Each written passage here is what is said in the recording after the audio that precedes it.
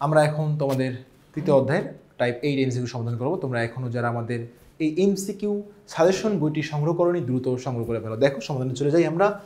ঘর্ষণের প্রথম কোশ্চেন বলছে, ঘর্ষণের ফলে শক্তির যে অপচয় হয় তা কি রূপে আবির্ভূত হয়। এটা আমরা জানি যে তাপের, ঘর্ষণের ফলে শক্তি দেওয়া যে তৈরি হয় এটা হচ্ছে তাপ রূপে আবির্ভূত হয়। বা তুমি দুটো হাত ঘষলেই তো দেখে দেবো যে গরম হয়ে যাচ্ছে, কারণ ঘর্ষণ বল কাজ করছে কিন্তু। ওকে, খেলোয়াড়দের বুটের নিচে স্পাইক দেওয়ার উদ্দেশ্য কি? স্পাইকের কারণে কিন্তু সে ঘর্ষণ বৃদ্ধি পায়, বিপরীতমুখী বলটা বৃদ্ধি পায়, এই জন্য সে সহজে দৌড়াতে পারে বা নিজেকে কন্ট্রোল করতে পারে ঘর্ষণ বৃদ্ধির কারণে। গাড়ির টায়ার পুরনো হয়ে গেলে নিম্নের কোন ঘটনাটি সঠিক? গাড়িটি সুনির্দিষ্ট স্থানে থামাতে সম্ভব না, সেখানে পুরনো হয়ে গেলে টায়ারটা স্মুথ হয়ে যাচ্ছে কিন্তু ওখানে খ্যাস করা দাগ বা অমসৃণতা যেটা থাকতেছে না।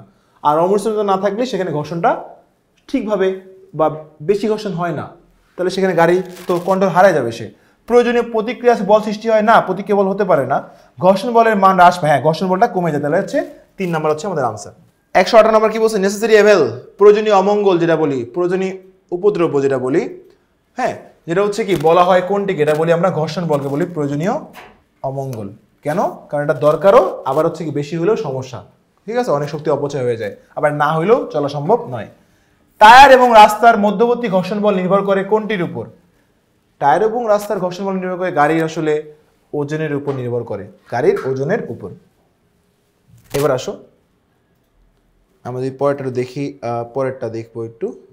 এরপর আসবো হচ্ছে আমাদের লাস্ট প্রশ্ন, দুটো প্রশ্ন তো দিতে হবে। এইটা হচ্ছে এই টাইপের লাস্ট প্রশ্ন, সেটা বলেছে হচ্ছে আর গাড়ি দেওয়া আছে, হ্যাঁ সুন্দর একটা গাড়ি আঁকছে, সেখানে F1 দেওয়া আছে এদিকে 50, F1 হচ্ছে 500, F2 হচ্ছে 50। তাহলে অবশ্যই বুঝতে পারতেছে যে হ্যাঁ গাড়িটা কিন্তু F1 এর দিকে 450 নিউটন বলে ক্রিয়া করছে, কার্যকর বল। কেন? ওইদিকে বেশি বল, এদিকে কম বল, বিপরীত দিকে বলটা বাদ চলে গেলে ওইদিকে 450 নিউটন বলে কাজ করছে।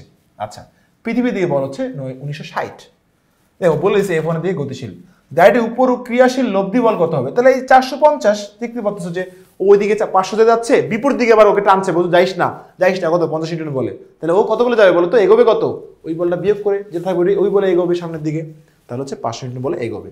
আচ্ছা, এক্ষেত্রে কি বলছে একটু খেয়াল করে দেখো, আমরা একটু উপর তুলে এই সমাধানটা করি, একটু ছোট করে নিই, জিনিসটা ক্লিয়ার বুঝতে পারবে আসলে। তুমি একটু দেখো হয়েছে। আচ্ছা, বলেছে যে এক্ষেত্রে কি হবে? গাড়িটির ভর 200 কেজি। আচ্ছা, ডাব্লু দেওয়া আছে 1960, ডাব্লু ইকুয়ালস টু mg, তাহলে m ইকুয়ালস টু w/g, তাহলে 1960 ভাগ 9.8, দেখো তো কত আসে? 1960 আরে ক্যালকুলেটার ভাগ 9.8 আসবে হচ্ছে 200। তাহলে ঠিক আছে, এটা অপশন 1 ঠিক আছে। গাড়ির ত্বরণ 2.25 মিটার পার সেকেন্ড 2, তাহলে ভর যদি হয় 200, ত্বরণ বের করে ইজি হয়ে যাবে, F ইকুয়ালস টু ma, তাহলে A equals to F/m। F কত বলতো? ওই যে F পাইছি যে কার্যকর বল 450 আর m হচ্ছে 200, তাহলে কত হবে? 450 ভাগ অ্যান্সার। 450 কেন বুঝছো তো তোমরা?